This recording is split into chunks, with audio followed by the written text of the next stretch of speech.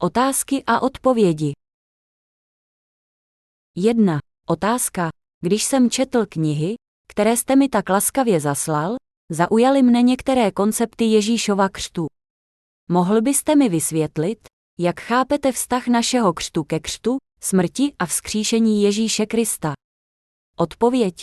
Ze všeho nejdříve bychom měli věnovat pozornost učení o křtu, jak je o tom zmínka v listě Židům 6.2. Podle Bible existují 3 druhy křtu: křest pokání šířený Janem Křtitelem, Ježíšův křest rukou Jana Křtitele a konečně křest náš. Naše pokřtění je projevem naší víry v Ježíšův křest. To znamená, že jsme pokřtěni, abychom dosvědčili svou víru ve skutečnost, že Ježíš byl pokřtěn, aby sňal naše hříchy, a že zemřel na kříži, aby je usmířil. Nyní můžete porozumět Matoušovi 3.15, kde se říká: připusť to nyní, neboť tak je třeba, abychom naplnili všechnu spravedlnost. Tak je třeba znamená, že Ježíš sám nesl všechny hříchy světa od chvíle, kdy přijal křest z rukou Jana Křtitele, zástupce celého lidstva. Je to důkladný plán Boží, který nás zachraňuje z nevyhnutelnosti hříchu. Jahve na něj vložil nepravosti nás všech, Izajáš 53:6, a obdaroval nás svou spravedlností. Slovo spravedlnost zde znamená řecké diakosune, jehož význam je rovněž správnost a způsobilost. Z toho plyne, že Ježíš snesl nepravosti celého lidstva nejsprávnějším a nejspůsobilejším způsobem tím, že byl pokřtěn vložením rukou. Byli jsme spaseni naší neochvějnou vírou v Ježíšův křest, jeho smrt na kříži a jeho vzkříšení. Obřízka srdce, Římanům 2.29, jež z našich srdcí vyřízla všechny hříchy, smívá hříchy z našich srdcí. Proto v den letnic apoštol Pavel řekl: čiňte pokání a každý z vás ať přijme křest ve jménu Ježíše Krista na odpuštění svých hříchů a dostanete dar Ducha Svatého, Skutky 2.38. Všem hříšníkům se vírou v Ježíšovo jméno dostane odpuštění za jejich hříchy. Jaký je význam jeho jména? Vysvobodí svůj lid z jeho hříchů, Matouš 1.20-21. Jméno Ježíš znamená spasitel, který svůj lid vysvobozuje z jeho hříchů. Jak nás Ježíš spasil ze všech našich hříchů? Ježíš nás spasil prostřednictvím svého křtu a smrti na kříži. Když apoštolové Ježíše Krista šířili evangelium, zajišťovali, aby byl jasně pochopen význam Ježíšova křtu a kříže, a pak pokřtili ty, kdo v křest a kříž uvěřili. Podle toho jsme i my byli pokřtěni, abychom navenek dosvědčili, že hluboko v našich duších věříme v Ježíšův křest a smrt.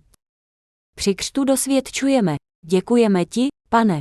Křtem si snesl všechny mé hříchy, umřel si pro mne a vstal z mrtvých, abys mne spasil.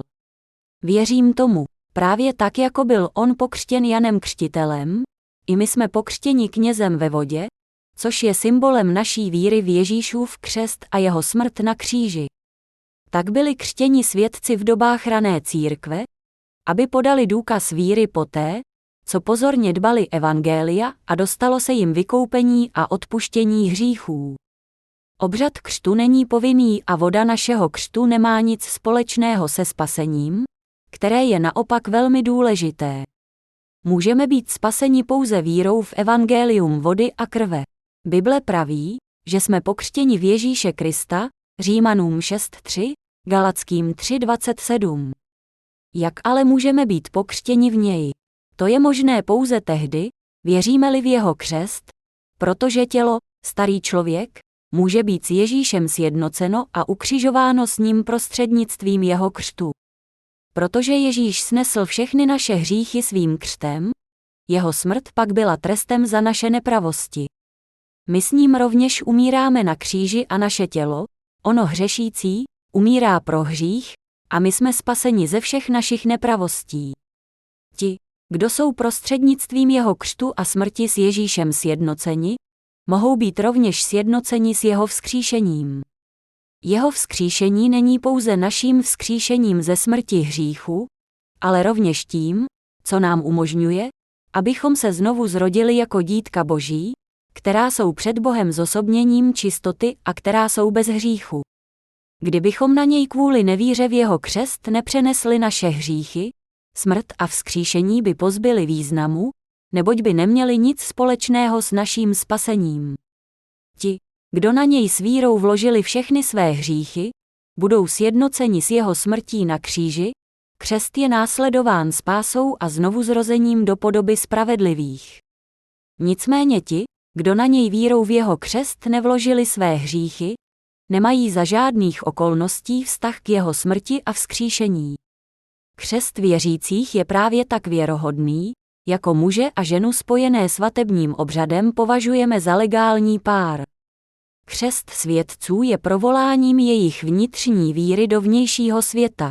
Vyhlásíme-li naši víru v jeho křest před Bohem, svědci a světem, naše víra se ještě upevní.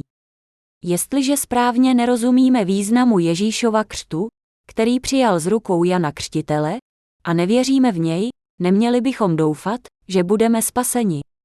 Jde jen o vychytralý trik ďábla, nikoli víra v náš vlastní křest, nýbrž víra z celého srdce v Ježíšův křest nám zaručuje odpuštění hříchů a pozvání do nebes.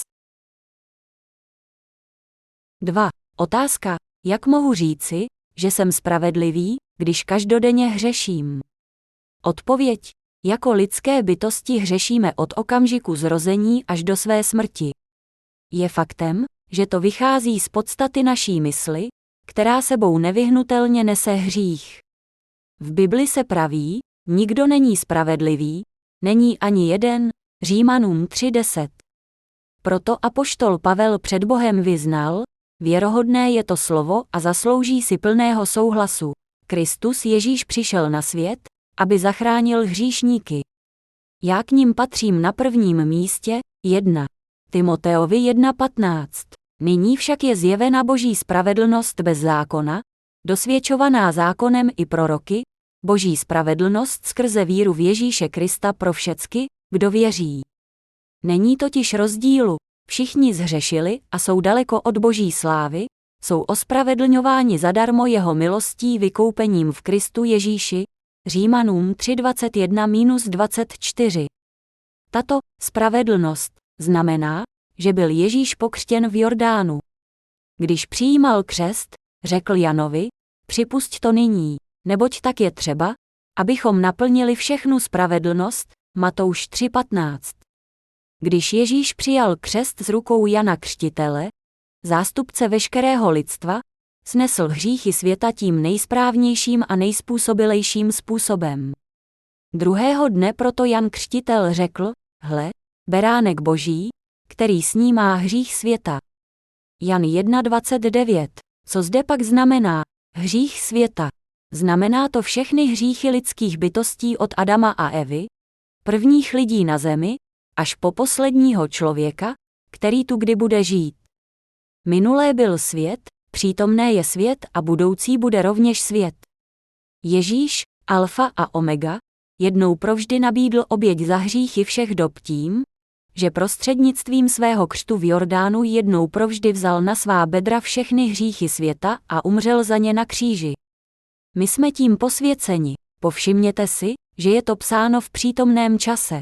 Jsme posvěceni a bez hříchu, a to od chvíle, kdy jsme uvěřili v Boha až doteď a provždy. Protože Pán je všemohoucí Bůh, vidí začátek i konec světa jako z ptačí perspektivy. Přestože je to přibližně 2000 let od doby, kdy byl pokřtěn, on mohl sejmout všechny hříchy lidských bytostí, které kdy spáchají od počátku do konce světa. Proto předtím, než zemřel, řekl, dokonáno jest. Jan 19:30. Přibližně před 2000 lety sňal všechny hříchy světa a zemřel, aby je smyl. Protože naše tělo je slabé, hřešíme neustále, dokonce i poté, co jsme byli spaseni.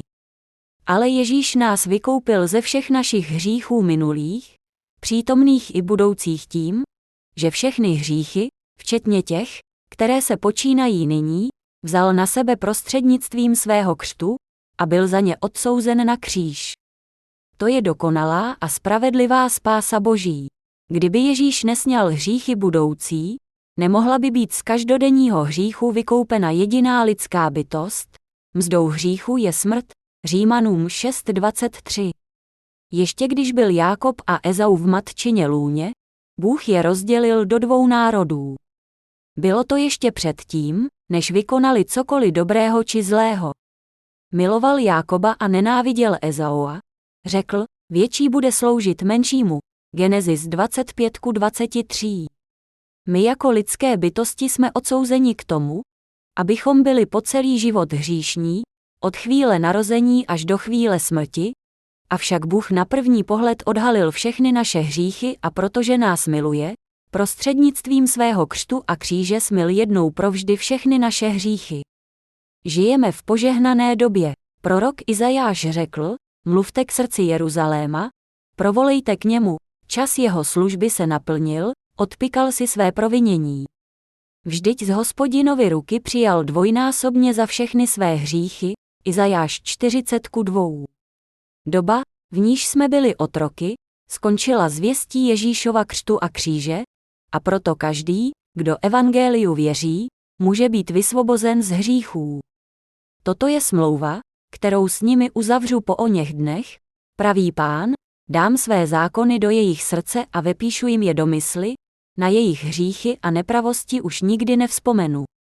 Tam, kde jsou hříchy odpuštěny, není už třeba přinášet za ně oběti. List Židům 10:16-18. Bůh nás již nesoudí za naše každodenní hříchy, neboť už všechny hříchy lidstva smyl a vynesl za ně soud nad Ježíšem. Tudíž můžeme očekávat příchod Páně a následovat jeho slova jako spravedlivý, přestože v srdcích hřešíme. 3. Otázka. Co je to Janův křest pokání? Odpověď. Jan Křtitel byl služebníkem Páně, jenž se narodil 6 měsíců před Ježíšem. Jeho příchod byl předpovězen posledním prorokem Starého zákona Malchiášem. Pamatujte na zákon mého služebníka Mojžíše, jemuž jsem vydal na Chorébu pro celého Izraele nařízení a práva. Hle, posílám k vám proroka Eliáše, dříve než přijde den Hospodinův veliký a hrozný. On obrátí srdce otců k synům a srdce synů k otcům, abych při svém příchodu nestihl zemi klatbou, Malachiáš 4:4-6. V době narození Ježíše opustil lid izraelský slova Boží smlouvy a klaněl se cizím bohům. V oběť přinášeli slepé a poskvrněné a Boží chrám proměnili v tržiště. Příchod Ježíše Krista byl předpovězen v zákoně Mojžíšově a předvídali jej i proroci.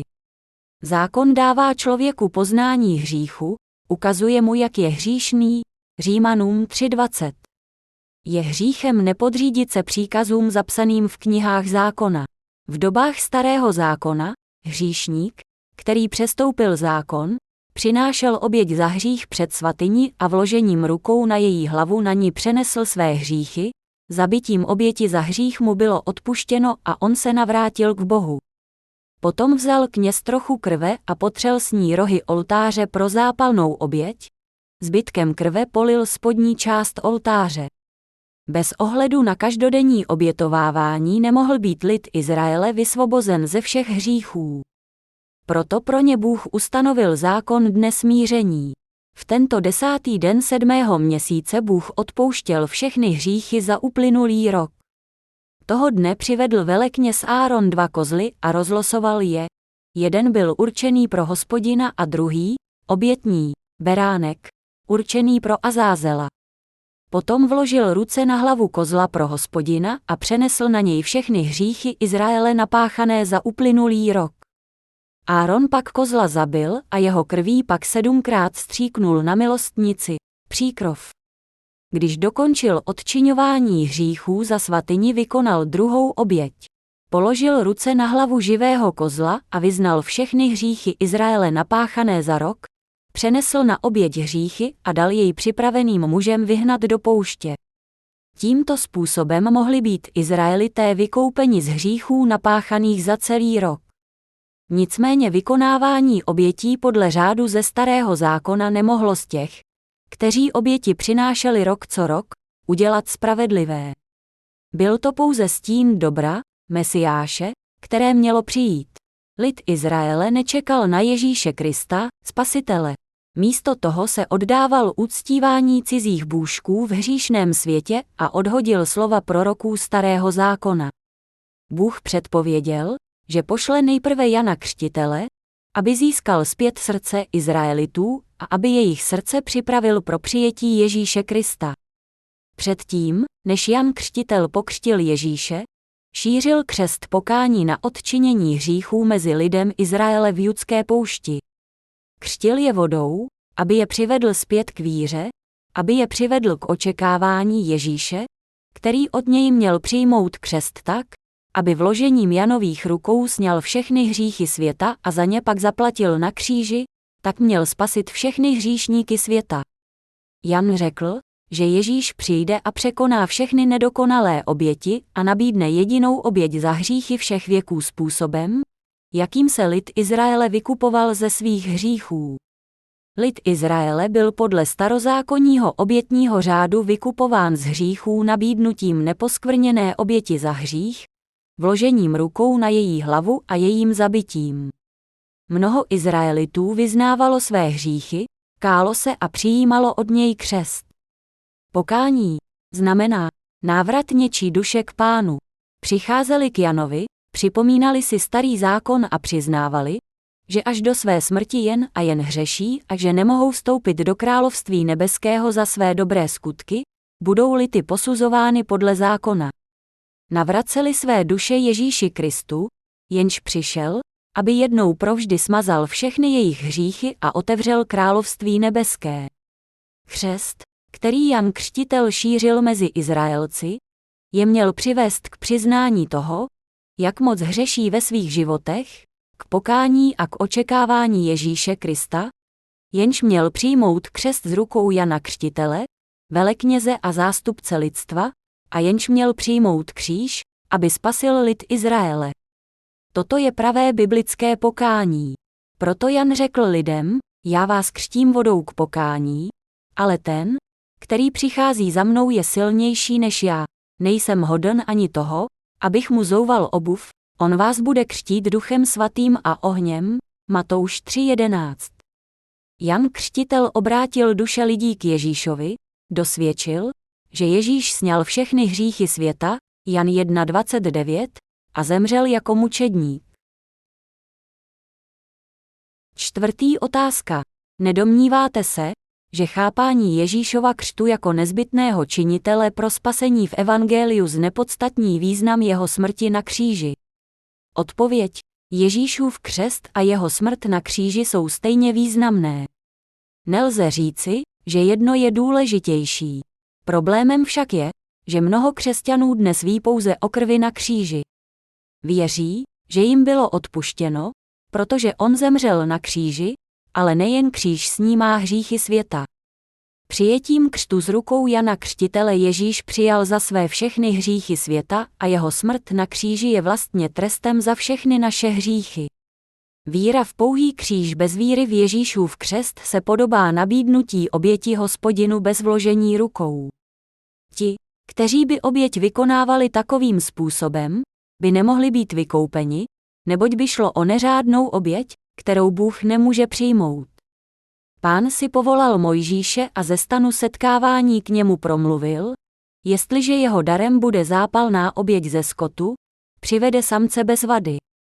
Přivede jej ke vchodu do stanu setkávání, aby došel zalíbení před Hospodinem.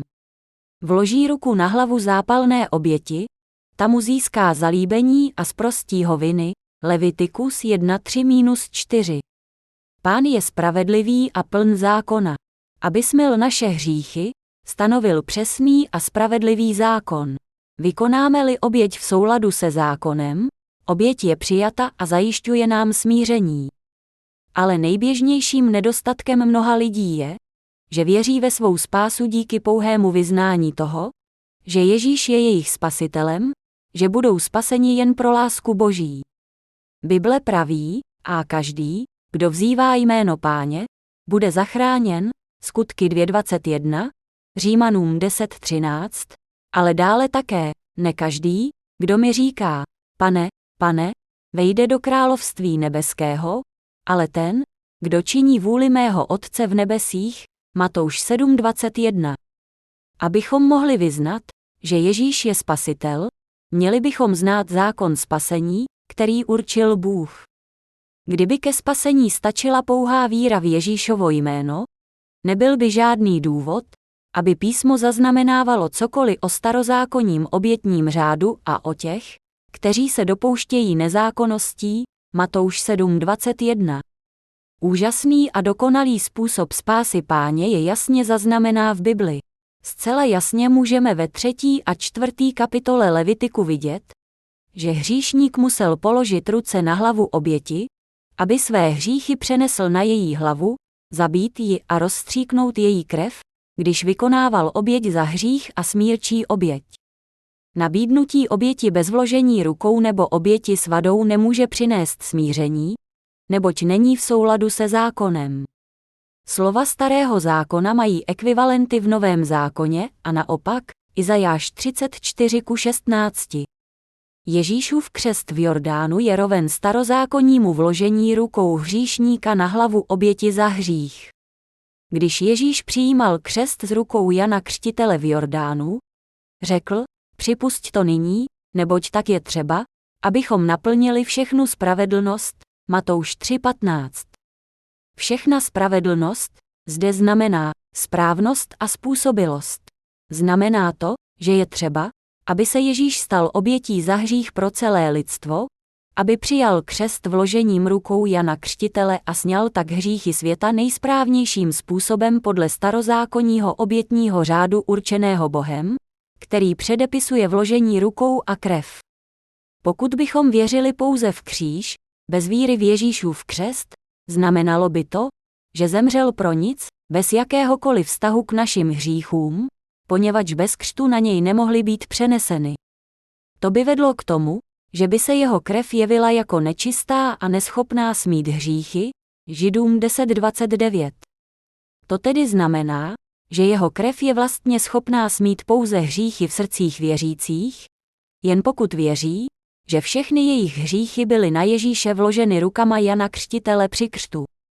Apoštol Pavel dosvědčil, že každý, kdo překoná svět, věří v to, že Ježíš je synem Páně, jenž přišel skrze vodu a krev. Ježíš přišel skrze vodu a krev, nepouze skrze vodu a nepouze skrze krev. 1. Janův 5:4-6. On sám svým učedníkům vysvětlil vše, co se k němu v písmu vztahovalo, počínaje Mojžíšem přes všechny proroky, ukázal, že on sám je obětí za hřích podle starého zákona. David řekl v žalmech, hle, přicházím, jak ve svitku knihy o mně stojí psáno, žalm 40:7. Z toho plyne, že jeho křest nikterak neuměnšuje kříž, ale ve skutečnosti zvěst Páně doplňuje a naplňuje význam kříže. To nás rovněž učí, že bez křtu a drahocenné krve Ježíše Krista nemůžeme dosáhnout vykoupení.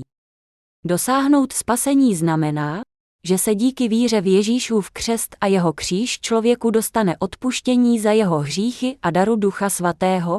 1. Janův 5:8, skutky 2:38.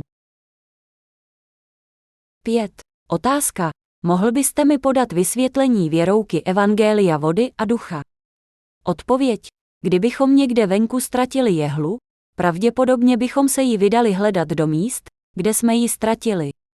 Znělo by snad naprosto absurdně, kdybychom se ji pokoušeli hledat doma jen proto, že je tam víc světla. Nicméně já takové absurdní lidi nacházím v dnešních církvích. Ačkoliv se sami nacházejí přímo ve středu nedokončených biblických kontroverzí nad otázkou našeho křtu vodou či nad otázkou toho, proč byl Ježíš pokřtěn Janem Křtitelem, nikdy si tyto otázky sami nepoloží. V důsledku toho se naše náboženství nachází v situaci stále se množících denominací a jejich různých odnoží. Abychom tyto nekonečné půtky konečně ukončili, měli bychom vyjít z této chaotické vsi a vrátit se k místu, kde jsme jehlu ztratili. Jestliže upřímně toužíme po pravdě, Měli bychom se zbavit stereotypů, kvůli kterým ji ve vesnici Věrouk nemůžeme nalézt. Proč apoštolové kladli takový důraz na křest Ježíše Krista? To je tajemství pravdy evangelia vody a ducha, které jim předal Ježíš a které pak šířili po celém světě. Ježíš řekl, amen, amen, pravím tobě, nenarodí-li se kdo z vody a z ducha, nemůže vejít do království Božího, Jan 3:5. Bible nám říká, že Ježíš přišel z vody a krve, aby nás spasil ze všech našich hříchů. 1. Janův 5:6. Význam krve je kříž. Co tedy znamená voda? Proč Ježíš přijal křest z rukou Jana Křtitele? Proč při svém křtu řekl, připusť to nyní, neboť tak je třeba, abychom naplnili všechnu spravedlnost, Matouš 3:15. Rád bych porozuměl evangeliu vody a ducha a Ježíšovu křtu. Zde máme krátká vysvětlení o evangeliu vody a ducha, která dal svým učedníkům. Když učedníci šířili evangelium, kladli největší důraz na Ježíšův křest. Apoštol Pavel řekl, odevzdal jsem vám především, co jsem sám přijal, že Kristus zemřel za naše hříchy podle písem a byl pohřben, byl vzkříšen 3. dne podle písem, 1. Korinským 15:3-4. Co zde, ve větě, Kristus zemřel za naše hříchy podle písem, znamená slovo písem. Jde o starý zákon. Zemřel pro nás v souladu se zjevením a smlouvou starého zákona. V listě Židům 10:1 stojí, ve zákoně je pouze stín budoucího dobra. Podívejme se na některé tradiční řády pro vykonávání obětí v Levitiku 1:3-5. Pro odčinění svých hříchů musel hříšník vyhovět 3 podmínkám pro zápalnou oběť. 1. Přivedl oběť bez vady, Levitikus 1:3. 2. Vložil ruce na hlavu oběti, Levitikus 1:4. Zde vyjasněme Boží zákon. Vložení rukou na hlavu oběti se provádělo pro vložení hříchů na oběť. 3. Zabil ji, aby odčinil své hříchy, Levitikus 1:5. V den smíření položil Áron obě ruce na hlavu živého kozla a vyznal všechny nepravosti dětí Izraele, všechna jejich přestoupení, jejich hříchy, vkládaje je na hlavu kozla, Levitikus 16:21. V tu dobu byl Áron zástupcem Izraele.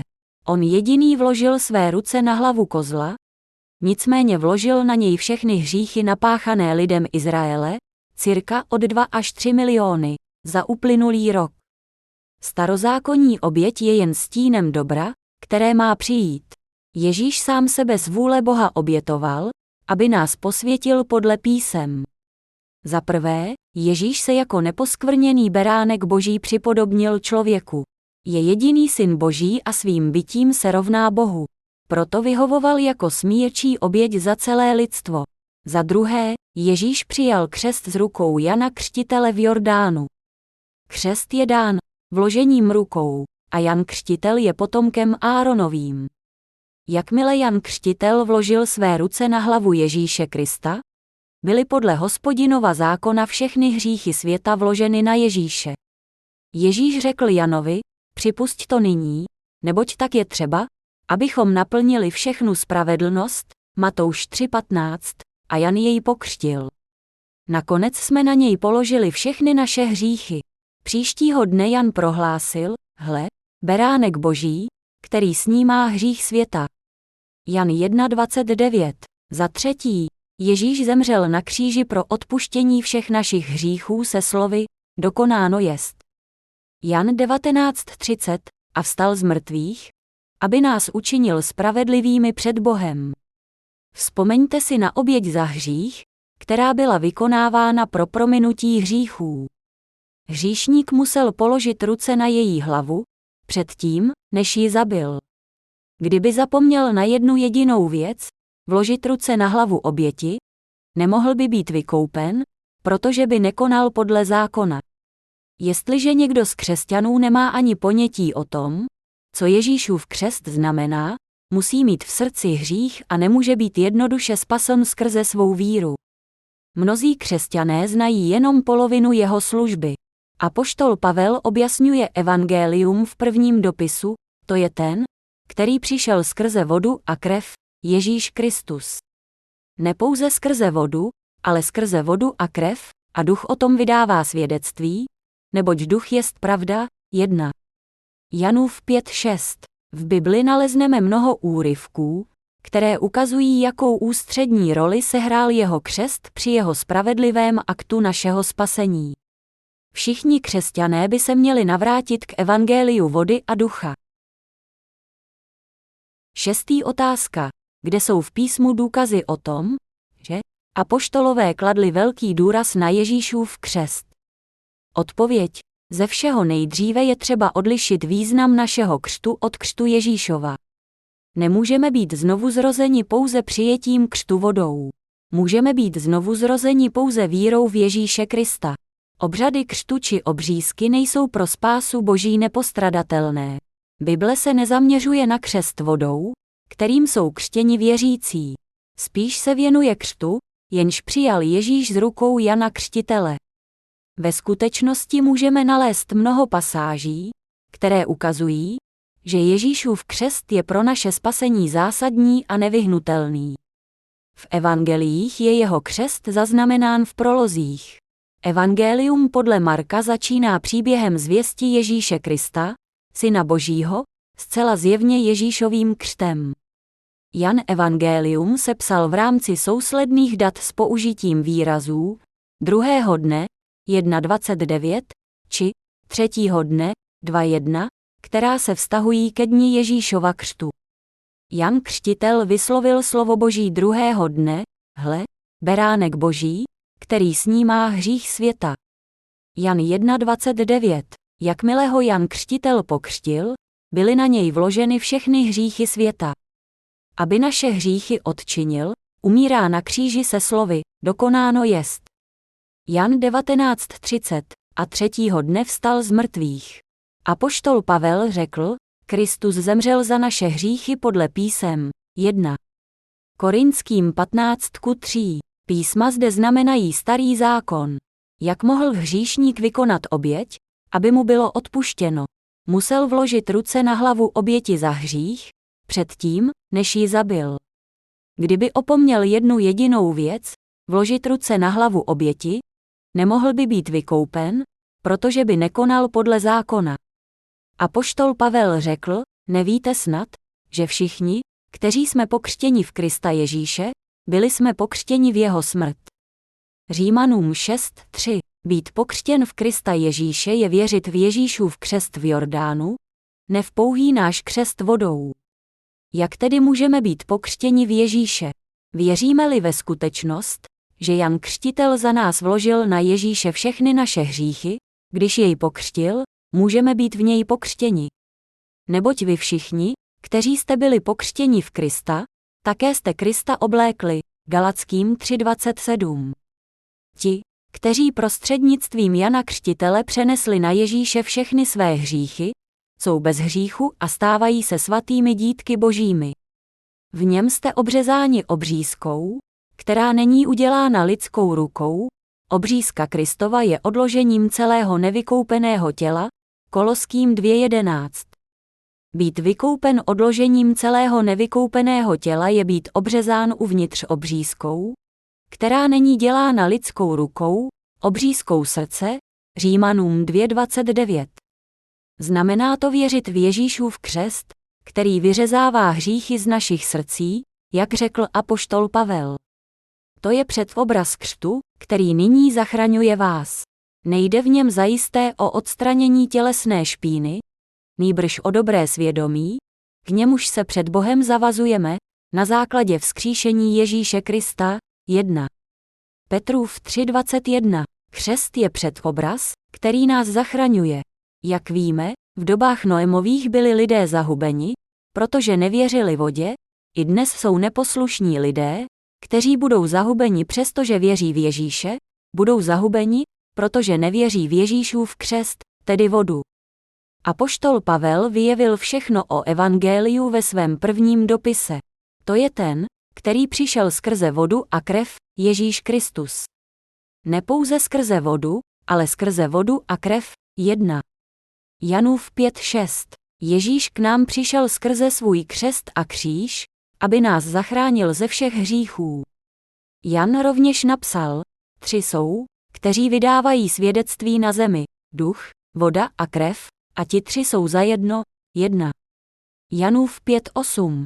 To nám vyjevuje, že Ježíšův křest, kříž a duch společně tvoří dokonalé spasení. Ježíš řekl Nikodémovi, amen, amen, pravím tobě, nenarodí-li se kdo z vody a z ducha, nemůže vejít do království Božího. Jan 3:5. Jsme znovu zrozeni skrze vodu a ducha. Víra v jeho křest vodou a kříž je vše, co potřebujete proto, abyste byli vykoupeni a dostalo se vám Ducha Svatého. Toto říká o znovuzrození. Proto apoštol Petr řekl, čiňte pokání a každý z vás ať přijme křest ve jménu Ježíše Krista na odpuštění svých hříchů a dostanete dar Ducha Svatého. Skutky 2:38. Pro odpuštění všech hříchů a pro dar Ducha Svatého je třeba, abyste měli neotřesitelnou víru v Ježíšův křest. Co ještě můžeme dodat? Lze nalézt mnoho pasáží, které ukazují, že jeho křest je nepostradatelným činem spravedlnosti pro naše spasení. Křesťanstvo se musí navrátit k evangeliu vody a ducha. Proto nezůstávejme již u počátečního učení o Kristu, ale směřujme k dospělosti. Nevracejme se k základním článkům o pokání z mrtvých skutků, o víře v Boha, k učení o křtu a vzkládání rukou, o vzkříšení z mrtvých a o posledním soudu, Židům 6:1-2. Zde můžeme najít pomůcku pro nalezení původního evangelia rané církve. Těm, kdo se právě stali křesťany, vysvětlovali učení o křtu a vkládání rukou, o vzkříšení z mrtvých a o posledním soudu.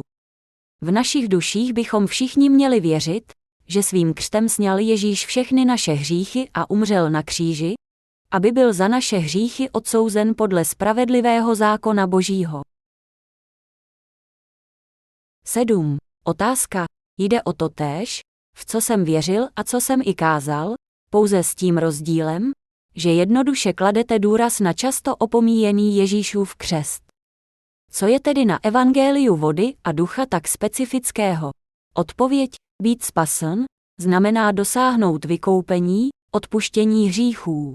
Znamená to dále být znovu zrozen, neboť vírou v evangelium života, jež díky Ježíšově spáse umožňuje znovu zrození z vody a ducha, se stal hříšník spravedlivým člověkem. Duch Svatý sestupuje na ty, kdo jsou vykoupeni a znovu zrozeni, na ty, kdo dosvědčují, že jsou dítky Božími. Proto přijetí Ducha Svatého, dosažení vykoupení, znovu zrození, i to stát se spravedlivým a dítkem Boha znamená totéž. Ježíš řekl, já jsem ta cesta, pravda i život. Nikdo nepřichází k Otci než skrze mne, Jan 14:6, to znamená, že pouze prostřednictvím Ježíše, jednorozeného Syna Božího, můžeme vstoupit do království Božího. Proto musíme znát způsob, jakým Ježíš smyl všechny naše hříchy a jakým nás proměnil v ty, kteří si zaslouží vstoupit do jeho království. Nicméně mnoho křesťanů se domnívá, že je může spasit pouhé provolávání jeho jména. Věří v Ježíše, aniž by jedinkráte otevřeli Bibli, aniž by chápali to, co pro vykoupení ze všech našich hříchů vykonal. Bůh je duch a je tím, kdo je svatý, nemění se on ani jeho stín, ale my žijeme hříšnými životy. Vstoupit do království Páně je možné pouze skrze Ježíše, měli bychom v něj věřit vírou v zákon ducha života v Kristu Ježíši. Mnozí lidé ani netuší, co Ježíš pro naše spasení vykonal, slepě v něho věří a volají, Pane, Pane. Myslí si, že byli spaseni, ale stále mají v srdcích hřích. Jestliže máte navzdory víře v Ježíše i nadále v srdcích hřích, z čeho jste zachráněni? Když se někdo otáže, jak smyl Ježíš naše hříchy, převážná většina lidí odpoví, pravděpodobně je smyl na kříži. Na jinou otázku, máte v srdci hřích? Odpovídají, zcela jistě, Ježíšovo jméno znamená, Spasitel, jenž svůj lid vysvobozuje z jeho hříchů, Matouš 1:21. Věříme v Ježíše, abychom byli vysvobozeni z hříchu. Ale jestliže navzdory víře v Ježíše máme nadále v našich srdcích hřích, jsme stále hříšníci v zajetí hříchu a budeme souzeni. Apoštol Pavel řekl, nyní však není žádného odsouzení pro ty, kteří jsou v Kristu Ježíši, Římanům 8:1. Proto je jisté, že ti, kdo mají v srdcích hřích, nejsou v Kristu Ježíši. Proč navzdory víře v Ježíše zůstávají hříšníky, kteří nejsou vykoupeni a které míjí spasení? To proto, že věří pouze v krev kříže, bez víry ve vložení našich hříchů na něj, v Ježíšův křest. Mají stále v srdcích hřích a Ježíš zemřel na kříži nedbaje těchto jejich hříchů. Existuje výrazný rozdíl mezi vírou a nevírou v Ježíšův křest. Někteří z nás jsou vírou v Ježíšův křest vykoupeni a stávají se spravedlivými, zatímco ostatní bez víry v Ježíšův křest zůstávají hříšníky. Duch svatý nesestupuje na hříšníka. Sestupuje pouze na spravedlivé, kterým se dostalo vykoupení skrze vodu a ducha. Proto apoštol Pavel řekl, nevíte snad, že všichni, kteří jsme pokřtěni v Krista Ježíše, byli jsme pokřtěni v jeho smrt. Římanům 6:3. Mnoho lidí věří, že Ježíš sňal naše hříchy na kříži, pokud však nevěříme v Ježíšův křest, nemůžeme nikdy říci, že nemáme v srdci hřích. Kdybychom to tvrdili, lhali bychom před Bohem a šli proti vlastnímu svědomí. Nevložíme-li na něj všechny naše hříchy prostřednictvím víry v jeho křest, máme nadále v našich srdcích hřích. Nevěřící v evangelium Ježíšova křtu a jeho kříže upadají do legalismu a stávají se hříšníky až za hrob. Bez ohledu na to, co činí, ať se modlí po horách nebo prosí o odpuštění v modlitebnách, hříchy v jejich srdcích zůstávají. Ježíš řekl, ne každý, kdo mi říká, pane, pane, vejde do království nebeského, ale ten, kdo činí vůli mého Otce v nebesích. Mnozí mi řeknou v onen den, pane, pane, což jsme ve tvém jménu neprorokovali. A ve tvém jménu nevymítali zlé duchy a ve tvém jménu neučinili mnoho mocných činů. A tehdy jim prohlásím, nikdy jsem vás neznal, jděte ode mne, kdo se dopouštíte nepravosti, Matouš 7:21-23. Ke komu se vztahují slova, kdo se dopouštíte nepravosti? Jsou určena těm, kdo v srdcích nedosáhli dokonalého vykoupení, protože věřili pouze v kříž. Dopouštíme se nepravosti, nevěříme-li skutečnosti, že nás Ježíš spasil prostřednictvím svého křtu a kříže. Dokud nepoznáme Ježíšův křest a kříž, nemůžeme říci, že máme pravou víru. Ježíš řekl, že spasení člověka je možné pouze skrze vodu a ducha.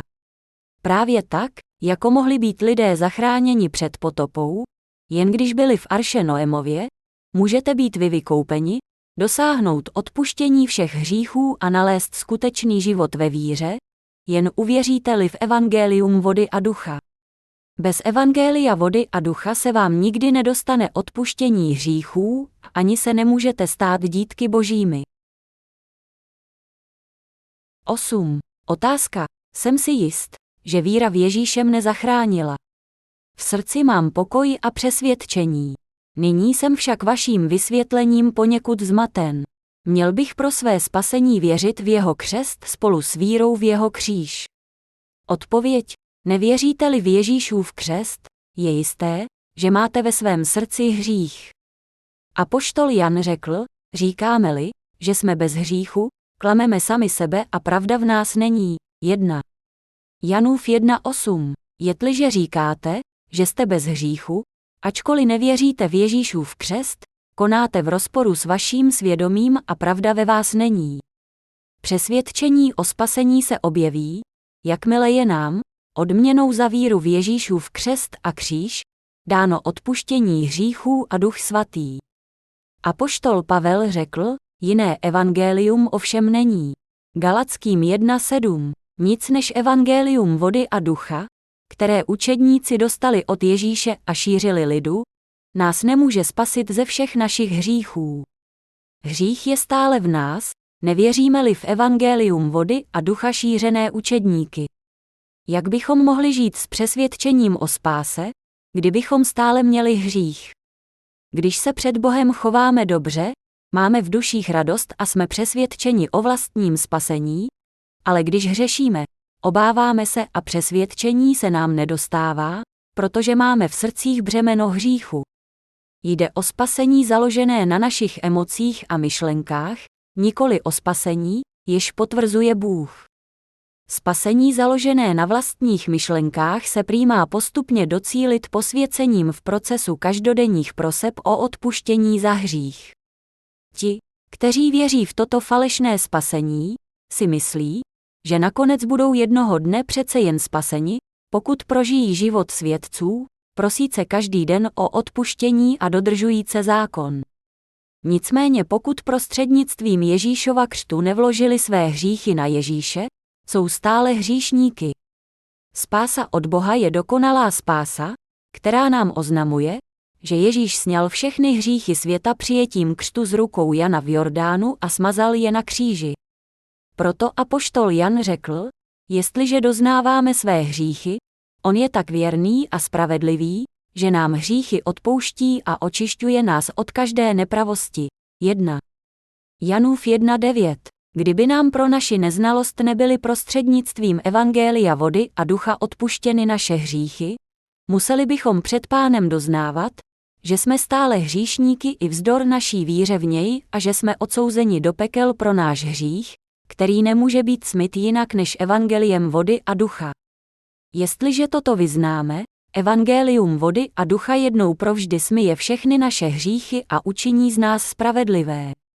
Nyní je příhodná doba. Každý, kdo uslyší zvěst Ježíšova křtu a jeho kříže a uvěří v ni, je spasen ze všech hříchů, stává se spravedlivým a dostává se mu pevné víry v to, že je kdykoliv připraven vstoupit do království nebeského. Naše přesvědčení, věrouky ani teologie nás nemohou spasit z hříchů. Jsou pouhými vychytralými triky, jež ďábel vložil do myslí lidí. Měli bychom se navrátit k evangeliu vody a ducha a přijmout Ježíšovu spásu, která nás zachraňuje z hříchů našich srdcí. To je jeho dílo a naše láska k němu. 9. otázka. Pokud by vaše pojetí vody a ducha bylo správné, pro zločince na kříži by spása nebyla možná. A kdybychom zloděje na kříži měli považovat za výjimku z pravidla, nebyl by Bůh spravedlivý, protože on sám by porušil své pravidlo o vstupu do království. Jak byste vysvětlil problém spasení zloděje na kříži? Odpověď. V té době všichni Židé očekávali Mesiáše, jehož příchod předpověděl Bůh. Tudíž dobře, lépe než kdokoliv jiný, věděli o zákoně a obětním řádu, jenž jim dal Bůh prostřednictvím Mojžíše. Věřili, že podle Božího zákona přijde Mesiáš a že je vysvobodí ze všech jejich hříchů. Nicméně nevěřili, že Ježíšův křest rukou Jana Křtitele byl od Boha a určen k tomu, aby byly na Ježíše položeny všechny hříchy světa, Marek 11:27-33. Naopak Ježíše považovali za muže, který je od Boha odvádí a vydali ho na kříž. Protože podle římského práva nemohli být Římané ani mučeni ani ukřižováni. Skutky 22:25-29, 23:27, můžeme usuzovat, že zločinci na kříži nebyli Římani, ale Židé. Soudě podle slov zločince, Ježíši, pamatuj na mne, až přijdeš do svého království, Lukáš 23:42, lze rovněž říci, že šlo o bohabojného Žida, protože evangelium nebeského království začal mezi pohany šířit až Pavel, skutky 10:1-11:18. Zločinec však již znal zákon i obětní řád, jež dal Bůh Mojžíšovi. Věřil tedy, že podle zákona Božího přijde Mesiáš. Ten, kdo předstoupí před Boha, musí přiznat, že je hříšníkem odsouzeným za své hříchy k peklu. Zločinec to vyznal řka, a my jsme odsouzeni spravedlivě, dostáváme zaslouženou odplatu, Lukáš 23:41. Dále víme, že zločinec se Boha obával a jeho naděje se upínala ke království nebeskému, neboť řekl: Ježíši, pamatuj na mne, až přijdeš do svého království, Lukáš 23:42. Dále pak řekl: ale on nic zlého neudělal, Lukáš 23:41. Co zločinec věděl o Ježíšových činech? Věřil, že do Ježíše vstoupil Duch Svatý, že se narodil Panně Marii, že byl pokřtěn Janem Křtitelem, zástupcem lidstva, že sňal všechny hříchy světa a že bude ukřižován. Byl Židem, který z hloubi srdce věřil v to, co Ježíš vykonal, nic na tom nemění fakt, že byl ukřižován, aby přijal zaslouženou odplatu za své činy. Ti, kteří doznali své hříchy skrze Janův křest, uznali Boží spravedlnost, když uslyšeli, že všechny jejich hříchy byly jeho křtem vloženy na Ježíše. Ti však, kteří nepřijali Janův křest pokání, odmítli Boží vůli, protože neuvěřili ani v Ježíšův křest, Lukáš 7:28-30. Na rozdíl od mnoha Židů, spasený zločinec vyznal, že vše, co Ježíš vykonal, bylo správné a spravedlivé. Mohl říci, že je Ježíš spravedlivý, neboť se skrze Janův křest doznal ke svým hříchům a uvěřil ve skutečnost, že Ježíš svým křtem sňal všechny hříchy světa. V důsledku toho mohl být spasen. Byl mužem, jenž věřil v evangelium vody a ducha. Protože Bůh je spravedlivý, ospravedlňuje všechny, kdo podle jeho zákona věří v Ježíšův křest a jeho kříž. 10. Otázka. Bůh je milostivý a trpělivý, věříme-li tedy v Ježíše? Nepovažuje nás za spravedlivé i navzdory hříchu v našich srdcích. Odpověď. Bůh je láska a je spravedliv. Je poctivý a odsuzuje hříchy. Mzdou hříchu je smrt, Římanům 6:23. To znamená, že po soudu hříšník propadá peklu. On odděluje spravedlivé od hříšníků, stejně jako oddělil světlo a tmu. Bůh nazývá spravedlivými ty, kdo se zbavili hříchu díky víře v to, že Ježíš svým křtem sňal všechny hříchy a že byl ukřižován, aby za ně zaplatil. Naopak ti, kdo v Ježíšův křest nevěří, jsou před Bohem hříšníky. To jsou ti, kteří nevěří ve vodu neboli Ježíšův křest, právě tak jako lidé v dobách Noemových. Kdyby Bůh uznal za spravedlivé a nehříšné ty, kdo mají v sobě hřích, musel by lhát a nemohl by vynášet soudy ani vládnout nad svými stvořeními. Pravil, svévolníka neospravedlním, Exodus 23:7. Svévolníci jsou ti, kdo lpí a závisí na lidské tradici a pohrdají evangeliem vody a ducha, s jehož pomocí nás Bůh vykoupil ze všech hříchů tím nejsprávnějším a nejpatřičnějším způsobem. Ježíš řekl, hřích v tom, že ve mne nevěří, Jan 16:9. To je jediný hřích, který na zemi zůstal, hřích nevíry ve skutečnost, že Ježíš svým křtem a křížem sňal všechny hříchy světa a stal se naším spasitelem. To je hřích rouhání, neodpustitelný hřích proti Duchu Svatému. Pro ty, kteří se provinili rouháním proti Duchu Svatému, neexistuje žádná možnost spasení, protože nevěří ve skutečnost, že Ježíš všechny jejich hříchy smyl. Apoštol Jan řekl, každý, kdo se dopouští hříchu, jedná i proti zákonu Božímu, neboť hřích je porušení zákona. A víte, že Syn Boží se zjevil, aby naše hříchy sňal, a v něm žádný hřích není. Kdo v Synu zůstává, nehřeší, kdo hřeší, ten ho neviděl ani nepoznal. 1. Janův 3:4-6.